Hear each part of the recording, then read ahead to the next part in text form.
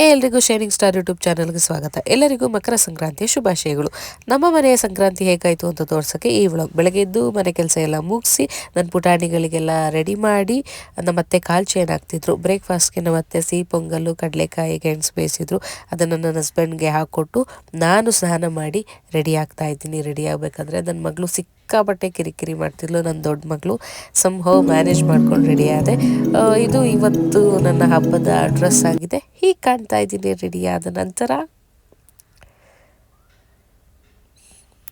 ಅದಾದಮೇಲೆ ನಮ್ಮ ಅಕ್ಕ ಕಾಲ್ ಮಾಡಿದ್ರು. ಅವ್ರ ಊರಲ್ಲಿ ಸಂಕ್ರಾಂತಿಗೆ ರಂಗೋಲಿ ಕಾಂಪಿಟೇಷನ್ ಇತ್ತು ಅಂತ. ಹೀಗೆ ಬಿಡಿಸಿದ್ದೀನಿ ರಂಗೋಲಿ ಅಂತ ಸೂಪರಾಗಿ ಬಿಡಿಸಿದ್ಲು. ಫಸ್ಟ್ ಪ್ರೈಸ್ ಕೂಡ ಬಂತು ಅವಳಿಗೆ.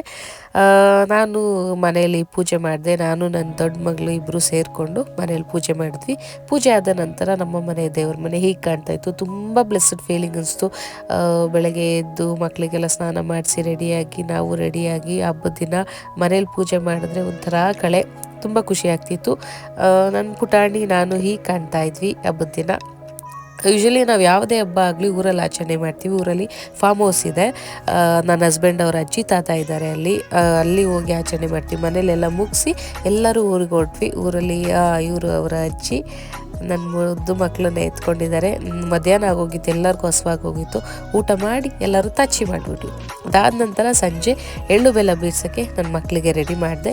ಈಗ 5 ವರ್ಷದ ಒಳಗಿರೋ ಮಕ್ಕಳಿಗೆ ಹಬ್ಬದ ದಿನ, ಸಂಕ್ರಾಂತಿ ಹಬ್ಬದ ದಿನ ಈ ರೀತಿ ಶಾಸ್ತ್ರ ಮಾಡೋದ್ರಿಂದ ತುಂಬ ಆಯುಷ್ ಆರೋಗ್ಯ ವೃದ್ಧಿ ಆಗುತ್ತೆ ಅಂತ ಹೇಳಿದ್ರು. ಹಾಗಾಗಿ ಇದು ಮಾಡಿದೆ. 5 ಥರ ತಟ್ಟೆಗಳನ್ನ ಮಕ್ಕಳು ಮುಂದೆ ಇಟ್ಟು ಸಂಜೆ ಅವರಿಗೆ ರೆಡಿ ಮಾಡಿ ಒಂದು ಸೇರಲ್ಲಿ ಎಳ್ಳು ಬೆಲ್ಲ, ಕಬ್ಬು, ಸಕ್ಕರೆ ಹೆಚ್ಚು, ಒಂದಷ್ಟು ಕಾಯಿನ್ ಹಾಕಿ ತಲೆ ಮೇಲಿಂದ 3 ಸತಿ ಇಳೆ ಹಾಕಿದ್ರೆ ತುಂಬ ಒಳ್ಳೆಯದಂತೆ. ಅದಾದ ನಂತರ ಆರತಿ ಮಾಡಬೇಕು.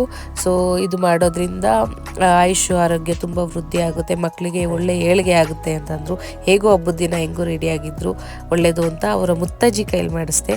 ತುಂಬ ಖುಷಿ ಆಯಿತು. ಅದಾದ ನಂತರ ಎಳ್ಳು ಬೆಲ್ಲ ಬೀರಕ್ಕೆ ನನ್ನ ಮಕ್ಕಳು ಕರ್ಕೊಂಡು ಹೋದೆ. ನನ್ನ ಚಿಕ್ಕ ಮಗಳು ಎಳ್ಳು ಬೆಲ್ಲ ಬೀರು ಬಂದ ಮೇಲೆ ಮಲ್ಕೊಬಿಟ್ಲು. ನನ್ನ ದೊಡ್ಡ ಮಗಳಿಗೆ ಬೆಳ್ದಿಂಗ್ಳು ಬೆಳಕು ಒಂದು ಪುಟಾಣಿ ಜೋಲಿ ಕಟ್ಟಿ ಊಟ ಮಾಡಿಸ್ತಾ ಇದ್ದೆ. ತುಂಬ ಖುಷಿ ಆಗ್ತಿತ್ತು. ಊರಲ್ಲಿ ಅವಳು ಒಂದಷ್ಟು ಕತೆಗಳು ಹೇಳ್ತಾ ಇದ್ಲು. ನಾನು ಆ ಕತೆಗಳನ್ನೆಲ್ಲ ಕೇಳಿಸ್ಕೊಂಡು ಬೆಳ್ದಿಂಗ್ಳು ಬೆಳಕಲ್ಲಿ ಊಟ ಮಾಡಿಸ್ತಿದ್ದೆ. ಅದಾದ ನಂತರ ಬ್ಯಾಕ್ ಟು ಬ್ಯಾಂಗ್ಳೂರ್. ಇದಾಗಿತ್ತು ನನ್ನ ಸಂಕ್ರಾಂತಿಯ ವ್ಲಾಗ್. Thank you.